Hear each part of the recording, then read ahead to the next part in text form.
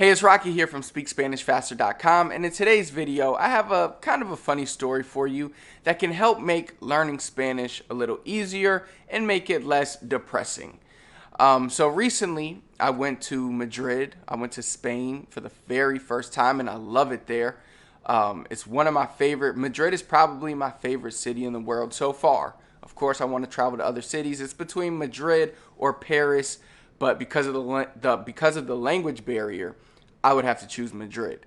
But when I was in Madrid, the first few days was difficult, and even me being a Spanish speaker, a native Spanish speaker, being there and hearing them speak Spanish was very different to what I'm accustomed to. I've been to Puerto Rico many times. That's where my family's from. I used to live in the Dominican Republic for a year. I got friends from Venezuela, Colombia. I've been to Medellin. I've been to Cartagena, Colombia. I've just been around Spanish pretty much all my life, but not Spain Spanish. I've never really talked to people from Spain that often, besides a few of my Spanish teachers in college were from Spain, but I didn't really talk to them. They just taught the class, but we didn't really have conversations. So when I went to Madrid, it wasn't a culture shock, but more of like a language shock, because their Spanish was different. And you could probably see how this could be if you're a Spanish speaker, or if you speak, or if you're learning Spanish and then you watch like something on Netflix, a show from Spain, or even things like Narcos. A lot of times, because their dialect and the words they use are so different, it's hard even for a native speaker or someone that's been learning Spanish for a while to understand. So one night, my friend, he meets us. He lives in Gibraltar, so him and his wife meet me and my girlfriend in Madrid. We eat at a restaurant. I think it was called Don Lucio's, but they're known for the huevos rotos in Spain. That's like one of their signature meals. It's like potatoes with eggs on top, bread on the side. It's amazing. I know it sounds basic, but the quality of their products there, like the quality of their eggs, of their potatoes, is just something that in America, even if we get organic, it's just not the same. All right, so we go to the restaurant. We're in the restaurant having a good time, and it's time for dessert. And this is embarrassing. All right, so the waiter comes over, and he says something like, I still to this day don't know what he said. He said it in Spanish. And all I could understand was he said, quieres. He said, si tú quieres esto, like, blah, blah, blah. I don't even know what he said. It was something on the menu. So I wasn't familiar with the terminology of the name of the food or the desserts that they had, but it was for dessert. And he was like, tú quieres, blah, blah, blah. And I was like, nah, we good. And then he was like, no? I was like, nah. And then he's like, okay. And he walked away. So then my friend asked, like, hey, what did he say? And I'm like, dude, I have no idea what he said. And everybody at the table laughed. And they're like, man, we don't speak Spanish. We speak just a little bit of Spanish. But I'm glad you're having trouble understanding it as much as we have trouble understanding Spain Spanish. Because in Gibraltar, they speak gibberish, which is like a mixture of Spanish and English. But he's from London, so he speaks English. So yeah, I was really embarrassed, and after dinner, I was talking with my girlfriend, and I was beating myself up over it. I was like, man, how did I not understand that? Like, what did he say? Like, why? I don't know. And this was like my second day in Spain, so I was still getting accustomed to their Spanish. And my girlfriend was like, don't worry about it. You don't ever hear that type of Spanish. You're not around that type of Spanish. Don't sweat it. Forget it. It's not really a big deal. And it did eat me up, and then I ended up getting over it. But I feel like that's what we have to do in Spanish, and we have to realize that we're not going to be able to understand everybody, because everybody talks differently, especially if you've been learning Spanish in one country or from one type of Spanish and you are introduced to another type of Spanish, it might be difficult to understand. Now, some Spanish, like in Mexico, they speak a very good Spanish. I would say if you practice Spanish, Mexicans are like the easiest to understand because they speak very well. Colombians, the same. I'll be the first to say Puerto Ricans and Dominicans, we chop a lot of words. We We cut the S's. We do a lot of stuff that makes it difficult to understand. Now in Spain, it's the mixture of the way they say the S's and the way they kind of like the way they do that. And I'm not making fun of them because I love their Spanish and I love Madrid. But it is difficult for me to understand, or it was difficult. After about a week there, I was getting more accustomed to it. But don't get discouraged. You know, native speakers go to other countries and sometimes will have difficulties understanding that Spanish. I remember when I was living in the Dominican Republic, and in Puerto Rico, we call jeans maones. All right? And they're in Dominican Republic, they don't. They just say either pantalones or jeans or algo, like something like that. So I was talking to a girl there, and you know, somehow we were talking about jeans or something, and I said, "Oh, sí, eso maón ahí," and she was like, "Maones, ¿qué maones?" And that's jeans in Puerto Rican Spanish. Now, only language she speaks is Spanish, but she couldn't understand that word. So don't get discouraged.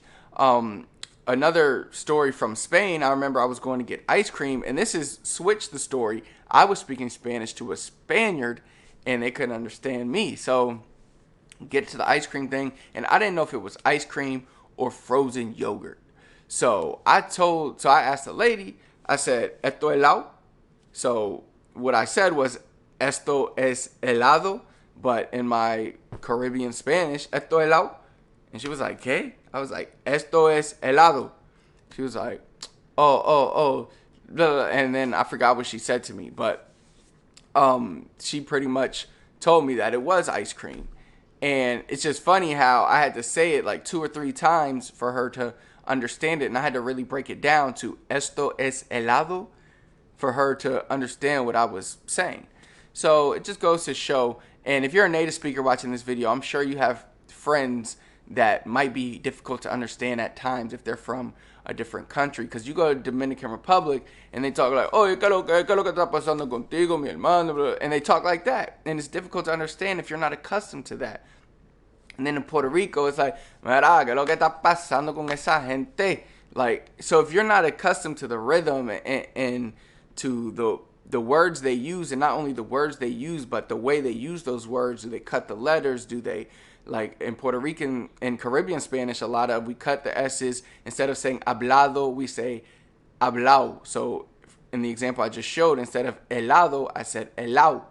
So again, there's a lot of different things to worry about in Spanish, but the main thing is once you start getting the base down, it's easy to be able to transfer your Spanish abilities. So like when I went to Colombia Spanish, they speak very well, so it was easy. You know, it was easy. I had a great time there talking with everybody. In Spain, it was difficult, but after about a week, I was good. You know, it's just this breakthrough period. And that's why I highly recommend you try to immerse yourself as much as possible wherever you're at. So try to listen to as much music as possible in Spanish, watch as much Spanish TV, read Spanish books if you can read in Spanish, and just try to fully immerse yourself as much as possible. I know it's difficult when you're not living in a Spanish-speaking country. And I know a lot of people say, "Oh, the best way or the only way to learn Spanish is to fully immerse yourself into another country." Yes, that's true. And not because there's a magic secret or magic potion when you go to another country. It's just that when you go to a Spanish-speaking country, you literally have no other options but to learn that language. So it's like a switch in your mind. It's like, look, I got to get this Spanish down or else I'm not going to be able to survive. Because when you go to the grocery store in Colombia, guess what? Everything's in Spanish. Everybody speaks Spanish and nobody speaks English. So I don't want to say nobody, but the majority of people don't speak English. So you have to, when you go to those countries, it's like forces your mind to react, and you end up being fully immersed. That's the reason why it's harder to fully immerse yourself here. You're just not surrounded by it. I mean, you could practice Spanish as much as you want, but you go to the store and everybody's speaking English. You go here and everybody's speaking English. You turn on the TV, every channel's in English. So try to set yourself up for the best results possible. Try to immerse yourself as much as possible, but don't get discouraged if somebody talks to you in Spanish and you don't understand it, or if you make a mistake or something in Spanish, don't worry about it. It's okay. Just keep getting better, keep improving. One last thing I'll tell you is a good piece of advice is when you go to another country, a Spanish-speaking country, let them either know that, your Spanish isn't perfect, or let them know like you're not from here or whatever. They'll probably be able to tell you're not from there. But I found that by saying your Spanish isn't perfect, people don't judge you for it. Instead, they look like, oh, wow, this person speaks English, but they come to my country and they're trying to learn my language so they could converse with me instead of trying to make me speak their language. And they'll kind of embrace you and they'll help you and they'll speak slower when you just say, oye, mi español no es perfecto. When you say that, then they'll say, oh, está bien, tu español está bien. And then they'll start talking, but they'll speak slower for you without you having to tell them. And they'll understand that they'll have to be more, they'll kind of have to show what they're doing more. So, point blank period, they'll make Spanish easier for you to understand when you're up front with them instead of acting like, oh, sí, yo hablo español, and then they start talking to you in Spanish and then you don't understand. So just be up front. Oye, mi español no es perfecto, estoy practicando, I'm practicing, my Spanish isn't perfect. Say things like that. Or ask them straight up, ¿puedes ayudarme con español? Something like that, and they'll be more than willing to help you. I guarantee it. Even when I moved to the Dominican Republic for a year, obviously that was my first time living in the Dominican Republic. I have cousins that are Dominican and stuff, but for the most part, we just talk to each other in English. But when I went there were a lot of words that I didn't know because Dominicans have their Spanish is beautiful as well, and they have their own words and things like that. So I would ask them like, yo, what does heavy mean? What does bacano mean? What's vaina? Like, I would ask them just different things that one might ask if you're not accustomed to hearing those words all the time. All right, so I hope this video helps you out, and I hope it helps you to stop being depressed if you're having trouble picking up Spanish words. It's not your fault.